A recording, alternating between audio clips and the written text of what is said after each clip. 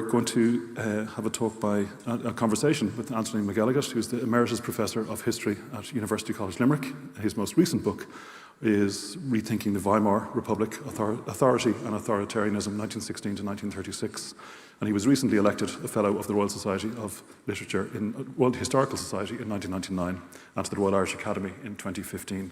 But he's here to talk about his book this morning, The Last Transport. And I'm delighted also with him is going to be a great friend of the festival, Robert Gervart, who reminded me he has been here since the very start at all of the festivals, and he's the Professor of War Studies in University College Dublin. This event is a partnership with Holocaust Education Ireland and the UCD School of History. And the event will be, Anthony McElligott is going to give a short talk, and then we're going to have a conversation, and there will be time for you to ask questions at the end. I'm also very grateful to Cormac and Sarah, who are signing this morning for us. So the last transport is concerning, or its subject is the deportation of 1,700 Jews from the islands of Rhodes and Cos in July 1944, shortly after the last deportation from Hungary. This was the last transport to leave Greece for Auschwitz and brought to a close the last significant phase of the genocide of Europe's Jews. Within 6 weeks of the deportation, the Germans were retreating from Greece and the Balkans as Hitler's empire shrank. This last deportation is frequently acknowledged in Holocaust literature, but its significance for our understanding of the Nazi genocide of the Jews remains largely overlooked. And I'm greatly hoping that by the end of today's session, we will be enlightened gratefully. So could you please welcome to the stage Anthony McElligott and Robert Gervart.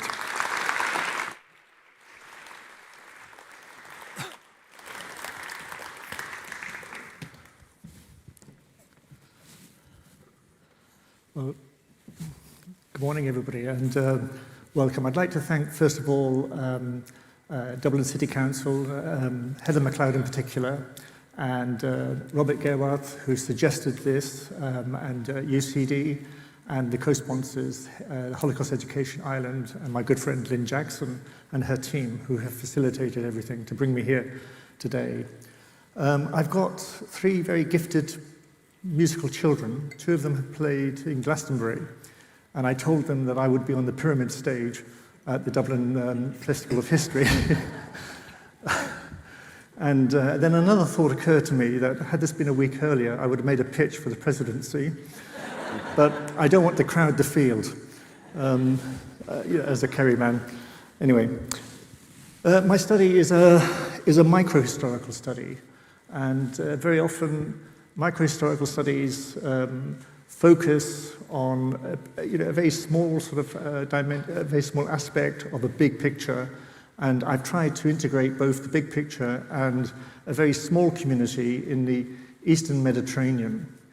I was very lucky in that I had access to a unique set of sources, which really many historians just don't have access to, namely police files that were kept in Rhodes, in the island of Rhodes, between 1932 and 1947. And these files opened the door to a lost community, a community that was, as Cormac said, destroyed in the summer of 1944. I didn't really want to write only about the Holocaust, although, of course, the Holocaust is central to our understanding of what happened in the Eastern Mediterranean. This is a story which many people don't really know much about. Few people realize that Kos and Rhodes had a flourishing Jewish community, had a flourishing Muslim community as well, which cohabited for many hundreds of years. The community in Rhodes dates back to Roman times, and in fact pre-Roman times, but altered significantly in the course of the 16th century, and over the following centuries became much more Spanish because they were Sephardi Jews rather than Ashkenazim. My good fortune was to arrive in Rhodes at a time when the discovery of the Carabinieri, the police files, had just been made, and I was given exclusive access to these files. I was able to drill down from the surface to get behind the numbers, the 1,700 or so Jews who were eventually deported, and to look inside their homes, through the sources, to follow and track their well-being, their daily lives, their conflicts, their loves, and so on. And so I was able to reconstruct the community, which up until that point, or up until my study, had been impossible to do. So I was very fortunate in that. My former supervisor, Sir Ian Kershaw, once said to me, this is when I was writing my dissertation, and I gave him a chapter which was also a drill-down history of a part of Hamburg.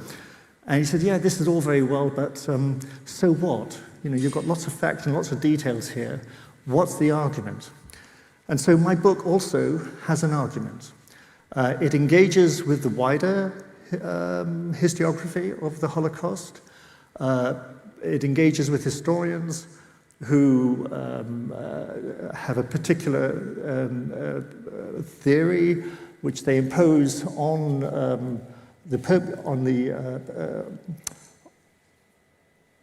the perpetrators' motives for genocide, whether it was material or ideological or contingency. And I'm able to show in this study that it's a combination of both ideology and contingency. It's you know, the contingency of war.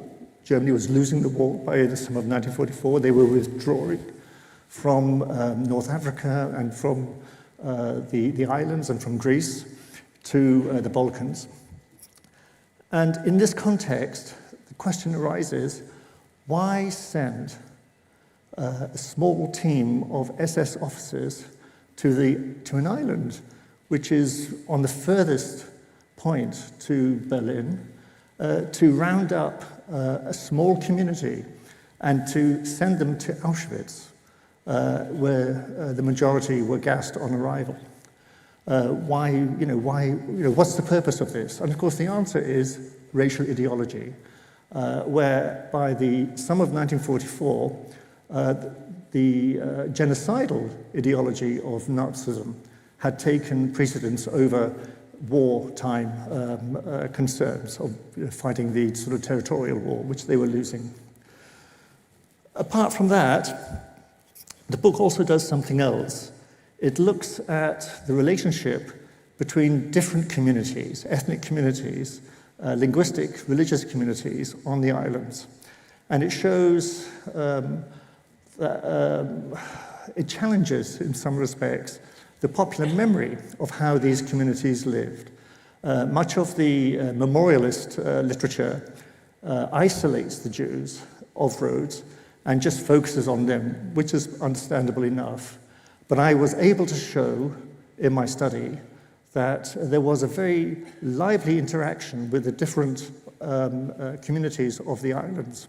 Love and hate between the communities, also sort of intracommunal conflicts, but also collaboration. It places the people in time and space and doesn't divorce them from where they lived and experienced at the time. But I was also able to do something else. In most of the literature, you'll find the reference to the German occupation and the Germans who came, occupied the islands and deported Jews from them.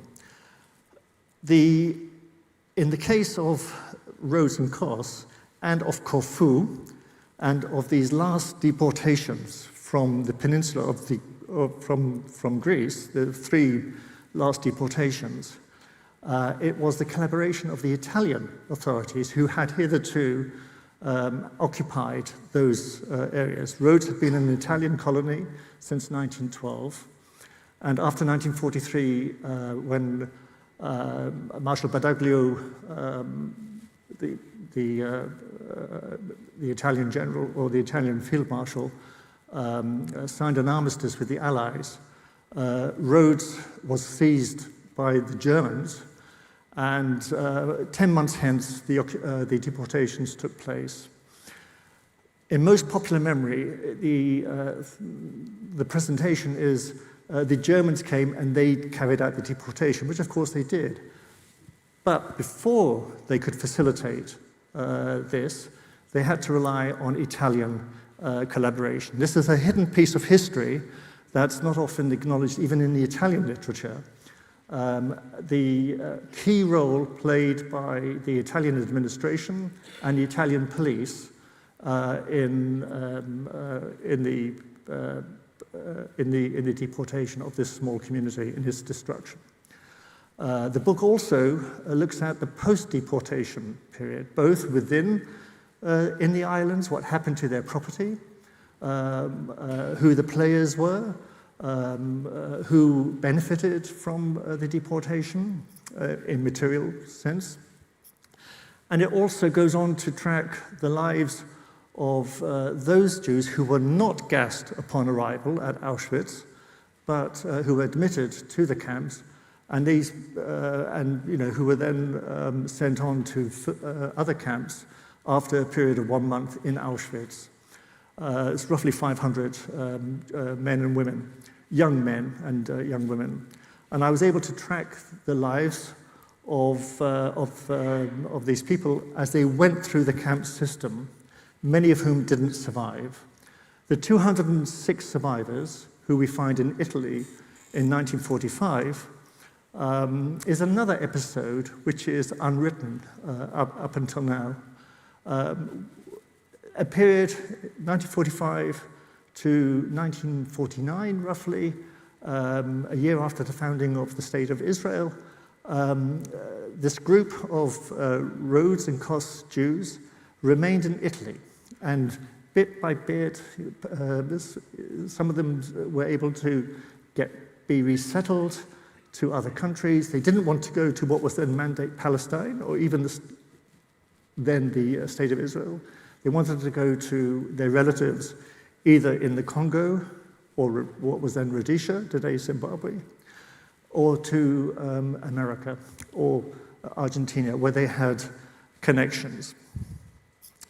These 4 years or so were quite formative in the shaping of these survivors, because they were young people.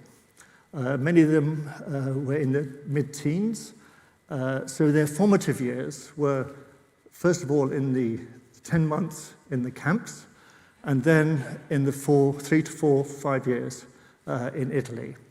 I was able, through an array of different sources and through oral testimonies, to reconstruct their daily struggles in this post-liberation period, and to follow them through to the start of their new lives.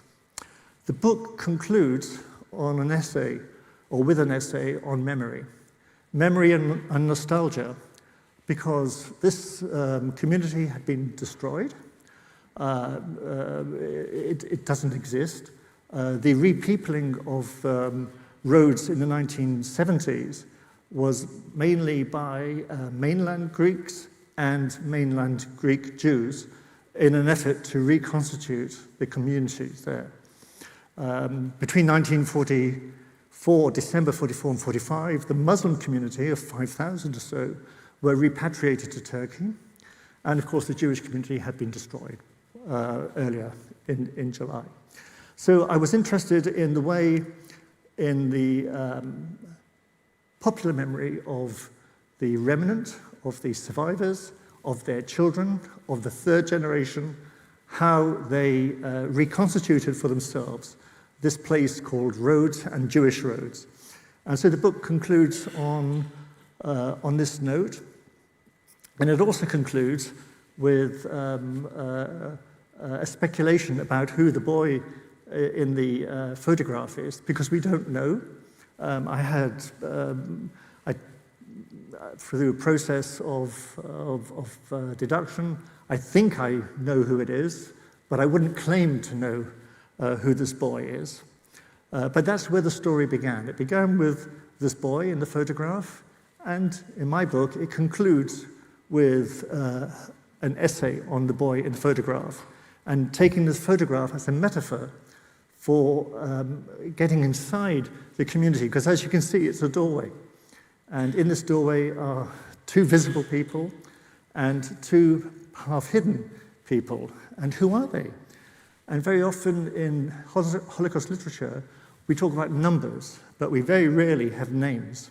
And we very rarely not just have names, we very rarely have the lives that go with these names. And I think I've been able to do this in this book. So I think I might stop there and join Robert for conversation. Thank you.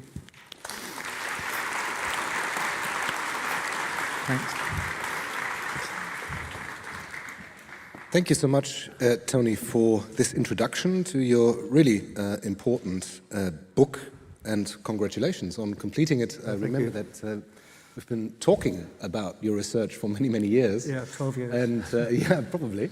And I think the book answers a lot of questions that I've had for a long time. I'm sort of 2 points of encounter with the Jewish community of Rhodes. The first was, I remember that as a student, I read Saul Friedlander's very impressive total history of the Holocaust, in which he highlights the fate of the Jewish community of Rhodes as, that's part of his argument, the exceptionalism of the Holocaust, because he makes the point that there is no equivalent in the history of other genocides where, against all logic, a group of Jews is deported, shipped across the Aegean, then I think it's 1,500 kilometers on land by train, only to be killed in Auschwitz. And that requires an amount of ideological dedication that is very rare.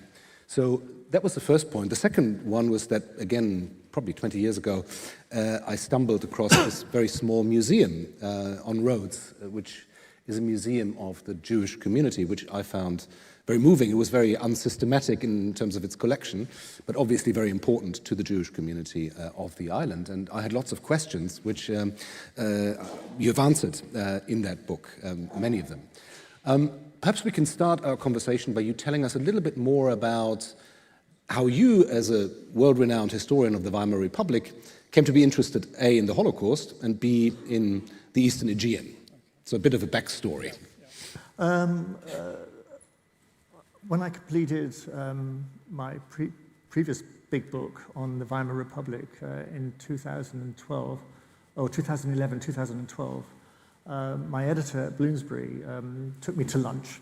And of course, we know there's no such thing as a free lunch. And she had a purpose, which was to ask me to write a book on the Holocaust. And I declined. I didn't feel I was able to write a book on the Holocaust. I'd never researched it. I taught about the Holocaust, but mainly using other people's works. And so I didn't feel I was equipped and I don't really like synthesizing other people's works. I prefer to write my own research. So I left, I came back to Limerick. It was the autumn. And in the autumn semester, I had my special subject, which was the Holocaust. And the image of the boy you see was one of an array of sources that I used with my students to get them to engage with what they see and to, in a sense, offload their own preconceptions. Because they see the boy, they see the star, and they immediately say, oh, you know, it's a Jewish boy, and he is a Jewish boy. And he's wearing a Star of David, and the Nazis made them wear Stars of David. And of course, we know that in the case of Greece and in the Balkans islands, which were, as I said, Italian possessions at that time, the Star of David was only imposed in Thessaloniki, in the north of Greece. In no other part of Greece were Jews made to wear stars. They were not singled out as such. The deportation in Thessaloniki took place over quite a long period of time with a sort of a step-by-step phasing, whereas in the other parts of Greece and in the islands, which constitute the last two deportations from the peninsula, it was rapid. It all took place very, very, very quickly. In the case of Rhodes, which is really quite interesting, the deportation should have taken place on the 18th of July. The SS team under Anton Berger arrived on the island on the 13th, and with the collaboration of the Italian police and the secret field police of the army, the Geheime Feldpolizei, had already put together lists of who was to be deported. So in this case, 1,651 and 94 Jews from the island of Kos. But it was delayed, and it was supposed to be a sort of a bolt of lightning action. It was delayed because they couldn't get diesel or transportation. So, at the end of the war, at this point, there was chaos. There was shortages of diesel, shortages of manpower, shortages of transport facilities, which makes it all the more poignant that that they went to this extent, flying in face of the military needs, which were to organize the evacuation of the islands and of the mainland Greece. So they were preparing it already already before July, in fact, for that September. So I think I've actually begun to lose my thread, which is not unusual. No, that's absolutely fine. At this point, I always ask my students, now, can you just recap on what I've been saying? So, I mean, the point is that it actually it shows quite clearly that the importance of this ideological thrust flying in the face of German needs. And the military commander at the time, General Kleemann, was quite aware of this, and he opposed the deportation. But he was overruled by his superiors. Mm-hmm. Thank you. During a talk you were saying, and I think that's a really interesting point, that this is an example of microhistory, but at the same time, I think there's so much to unpack here in terms of Rhodes, the Aegean, the history of various occupations, history of perpetrators, history of victims. So perhaps we begin with Rhodes as an island and the fact that it had previously been Ottoman, then of course for a very long time under Italian occupation, and then German occupation. So can you talk us through what happens with the Jewish community under these different occupation regimes? Yeah, well, very, very simply, by the time I get to Rhodes, in terms of the period that I'm studying, the Jews are fully assimilated to the Italian, at least the younger generation is fully assimilated to the Italian regime and to the Italian culture. Many of the Jews who are deported are young people who were born under the Italian occupation, who went to Italian schools from 1926, who speak Italian, who have Italian citizenship, as well as secondary citizenship, which is the Aegean citizenship. The Italians made first and second-class citizens. So if you had Aegean citizenship, you usually were from the older generation, and you could apply for Italian citizenship, but you didn't necessarily have to. So the younger generation is fully Italianized. The older generation, the parent generation, who were born around the sort of 1890s, they are Francophile, and that's because of the schooling that they had, which was through the Alliance des Israélites, the French schooling system. And the grandparent generation, who were born even earlier in the 1850s and 1860s, who still are there in the period that I'm looking at, they are Ottoman Jews. You can see through their clothing, and I show some of the images in the book, of this sort of generational sort of shift from Ottoman through to westernized Jews.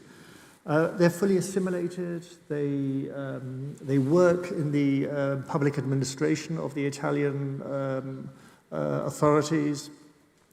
The older generation interact and are very close with their Muslim Turkish neighbors. And there's also fairly good relations with the local Greek population too. Although the Greek educated elites and the Greek Church, the Orthodox Church, stand at a slight sort of distance. They not hostile, but not exactly friendly. And that's because they see the Jews as being too close to the Italian administration, the Jews embrace their Italianism. And so when does the situation change? Is it in the later 1930s when Italy decides to get closer to Nazi Germany, or really only when the Germans take over the... That's also quite interesting because, especially in the oral testimonies, which I use in the book, many of these are people who were youngsters at the time of the deportation.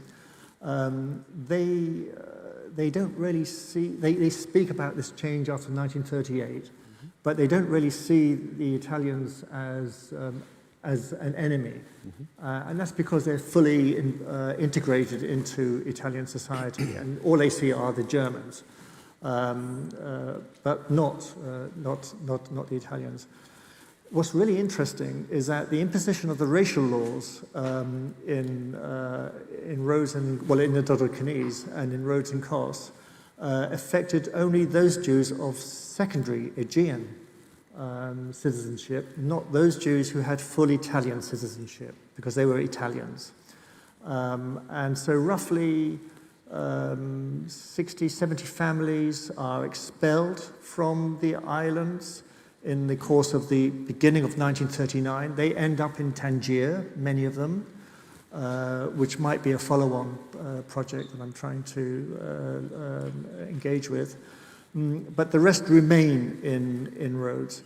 And once the governor, the then governor, De Vecchi, who is in the islands in the 1930s, is removed in 1940, the imposition of the racial laws are lessened, they're relaxed. And once the Germans occupy fully the islands from 1943, September 43, they relax the racial laws even further. So that, in fact, to speak of a sort of a persecution of the Jews at this point, of the Jewish community at this point, one has to sort of approach it with a more nuanced understanding. One of the big themes in Holocaust research over the last 15 years or so has been the question of collaboration. Yeah. And we know a great deal more about collaboration in Greece, particularly, of course, in and around Thessaloniki. What about this case? I mean, I'm assuming, if we imagine the situation, the Germans arrive, they have neither Greek nor Italian, so they probably have to rely on local authorities to tell them who the Jews are. Yeah, and this is what I alluded to at the beginning of this event. After September 1943, much of the Italian administration and the Carabinieri are purged of Badoglio loyalists, people who are loyal to the regime that overthrew Mussolini the previous July 43. They are purged after 1943, not by the Germans, but by the Italian administration. So what you have is, by and large, purified fascist entity, which is pushing for more measures against the Jewish community, but which is not successful. However, and unbeknown to the military administration, they're collaborating with the German police authorities based in Athens to organize the deportation. We have records, we found records in this hidden archive that was discovered just over a decade ago in the basement of the police headquarters, the Greek police headquarters on Rhodes, which is now which used to be the Carabinieri headquarters. We found documents which showed, going back to sort of April, May 1944, showing the close collaboration between Colonel Mattini, who was the head of the Carabinieri security forces, and the German Gestapo based in Athens, to organize the list for the deportation. And this list, by the way, is unique.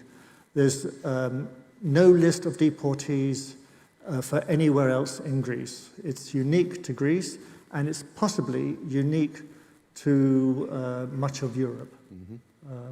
I don't know of any other complete list of deportation from anywhere in Europe. We have lists of people who were admitted to the camps, to Auschwitz, Treblinka, or wherever, but not of the full list of the deportees, the majority of whom would have been killed on arrival, both at Treblinka and in Auschwitz. This actually leads me to ask you to say a little bit more about the deportees and who they were, because you made the very important point that when we talk about the Holocaust, we talk about enormous numbers, but 6 million is such a terrifying figure, but at the same time, people very often remain anonymous behind that figure. And on the cover of your book, of course, is the boy whose identity you discuss at the beginning and at the end of the book. But can you tell us a little bit more about the people who were deported and who perished in Auschwitz? Yeah. Well, the first thing to say is that I was able to reconstruct them demographically. Much of the memory literature would say things like, well, you know, and actually Sal Friedlander does as well. These were sort of either children or very old people. There were no young people to resist. We're able to see through the list and through the reconstruction of the community that these were quite a large portion were very young people in their 20s, teenagers, up to their sort of late 20s, as well as the parents and the grandparents, and as well as babies. In the book, I'm able to, maybe we might just flick through. Hope this works. This is the list, by the way, which we can see here, quite unique.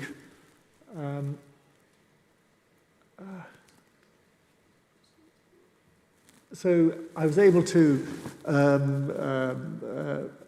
find through census materials, through old photographs, through oral testimonies, I was able to reconstruct individual families. And of course, the deportation was organized by family. The list has head of household, and then it has the children or the members of the household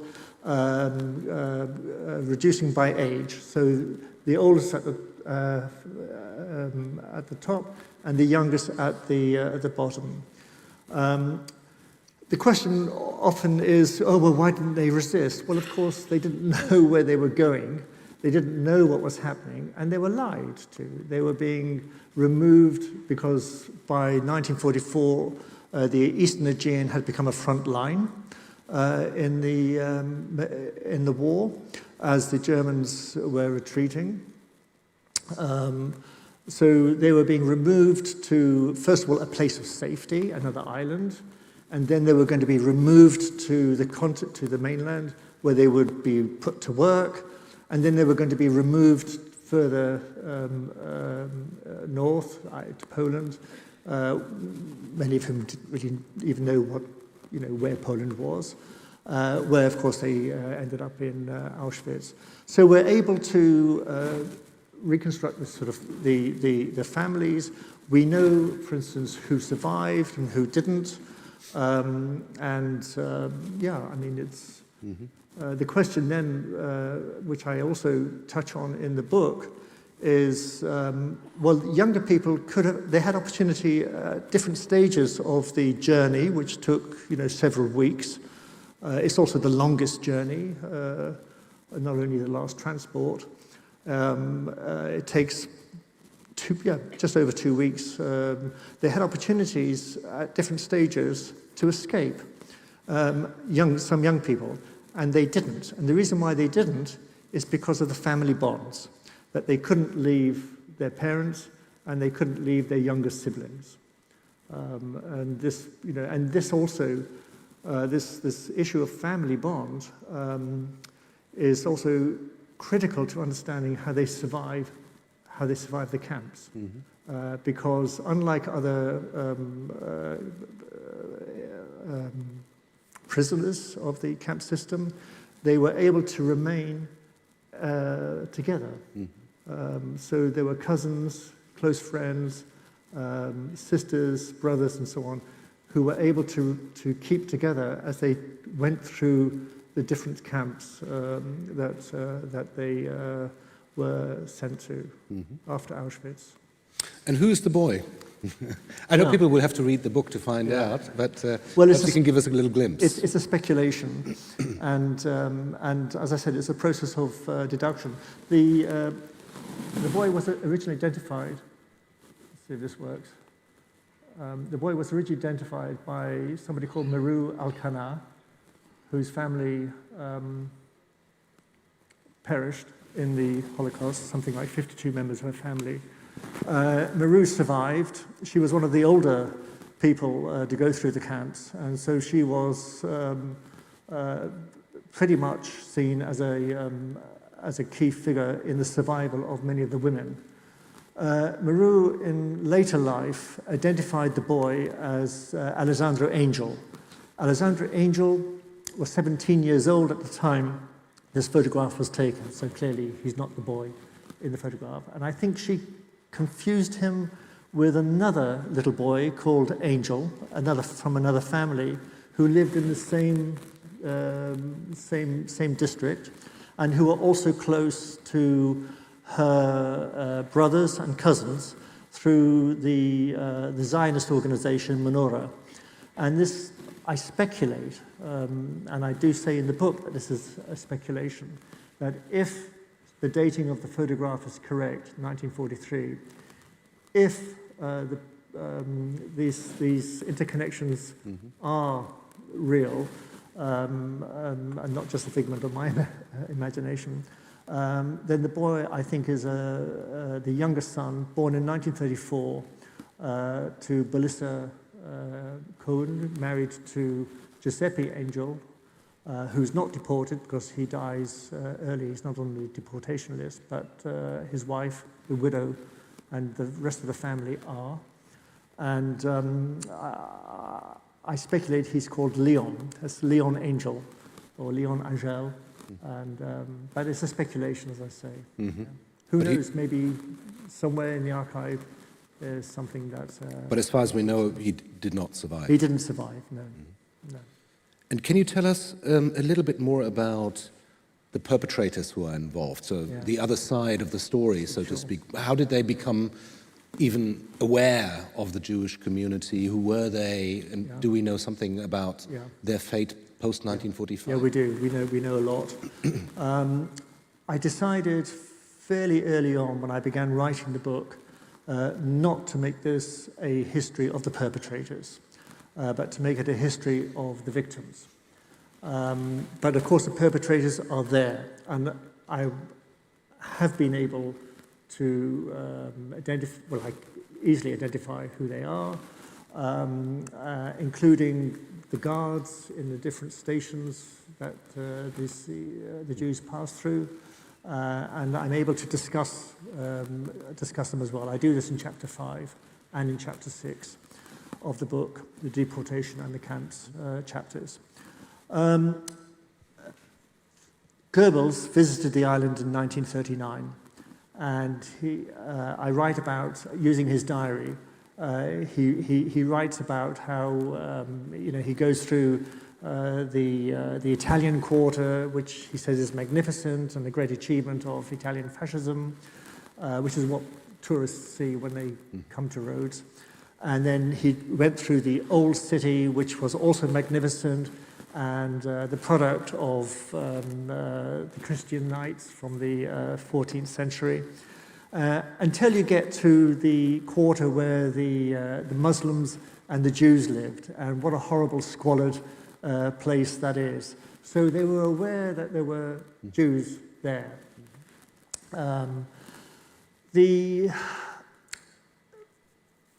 but they're left in peace until 1944. And in the final stages of the war, this is sort of like a mopping up operation by the SS to finish the job of the genocidal project of killing all the Jews that they can lay their hands on. So they send in 1943 already in Thessaloniki, but once Italy has signed the armistice and the rest of Greece and the islands are occupied by German forces, it facilitates the sending of SS teams to the various small communities to organize them. And they send a man called Anton Berger, who's here somewhere, a man called Friedrich Linnemann, who is, there he is, that's Anton Berger, in his early 30s.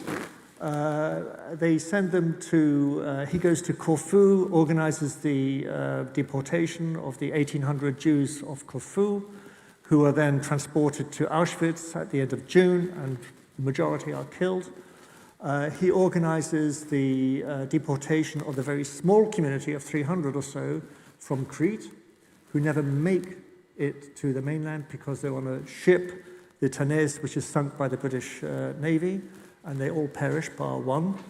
And he comes to Rhodes and to Cos in June, and then again in July, to organize and accompany the deportation. Friedrich Linnemann, his assistant, and Anton Berger were never brought to book. The perpetrators leave the island. He goes back to the Balkans, to Athens, and then on to Yugoslavia, to Bratislava, and he escapes. He escapes the clutches of the Americans and as they advance. He's captured at one point, and he manages to escape again. He never faces trial. Friedrich Linnemann is caught by the British, and he is indicted not for the deportation, but for his actions in Bremen, where he had been a member of the police department. He appeals his indictment, he's sentenced, he appeals, and then he wins the appeal, because the judge who hears this appeal was himself part of the apparatus during the war years. And he goes scot-free. So they live scot-free, they get a pension. Anton Berger lives till his early 90s. He's about 94, I think, when he dies, in Essen, under a false identity. And the rumor has it that actually the authorities knew who he was, but didn't take measures or steps to detain him. So the perpetrators, and that goes also for the Italian Carabinieri who were involved, Colonel Ferdinand Mettino, who cooperated or collaborated. He returns to Italy and achieves a very high position in the Italian Carabinieri in Rome. And similarly, the head of the secret field police, Adolf Mannhausen, goes back to Hamburg because he was in the pre-war years a police officer in Hamburg, and becomes head of the fraud squad in Hamburg. He's never brought to book either. So they get off scot-free. Yeah, remarkable. I know that people in the audience are always very interested in what we historians actually do, and there are sort of misconceptions. And in this particular case, it sounds like this was a sort of detective's job, that you had to work in different archives across Europe, presumably in Germany, in Greece, presumably also in Italy. Perhaps you can say a little bit about where you found the sources that you needed for the book and what you did with it. Yeah. Well, I began, first of all, by trying to track down census material, because I originally wanted to write about the boy and his family, so an even smaller focus than a community. Once the censuses had disappeared. The archives in Rhodes were fairly chaotic. But in the meantime, I was looking at other, potential sort of sources. Obviously, I was looking in the Bundesarchiv for the sources on the perpetrators and on the occupation. And as I say in the book, one door kind of led to another door, kept opening, and leading me in different sort of directions.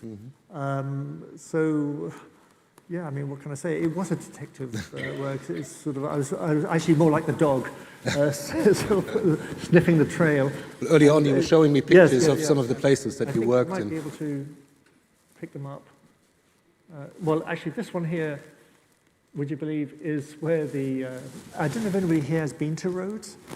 If you're one of the 3.5 million tourists who visited Rhodes last year, you might have walked past this building. It's in the Jewish quarter, but it's also the palace, one of the palaces of the knights. And in the caverns below this building are the archives in a complete sort of forlorn condition. But to give you an idea, oh, here we are. So first of all, the National Archives in Kew were very important because the British had an interest in this area, and they reported extensively on the sort of geopolitical importance of the islands and on the key players on the islands, which included some of the leading Jewish families. Then we had the Bundesarchiv, the State Archive in Bremen, where judicial records are kept of the perpetrators who were being tracked by the 1960s. There's really very little before that time, and it's only really from the mid-1960s that they start to become aware of who the perpetrators were involved in the deportation from the islands.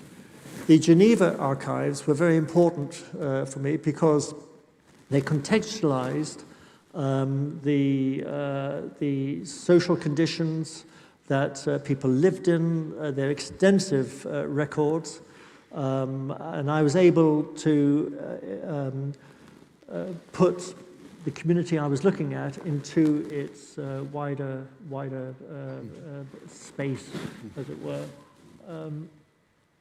Yeah, and there were sort of other museums which were very important. Important too were the oral testimonies, which are located in the various collections I list here.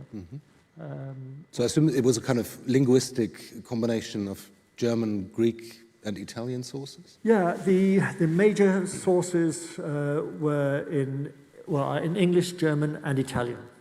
Those are the key sources. The Greek sources are quite thin. They're important for the post-war period, for the restitution of stolen property, for the the spoliation of Jewish property, not just for the islands, but for elsewhere.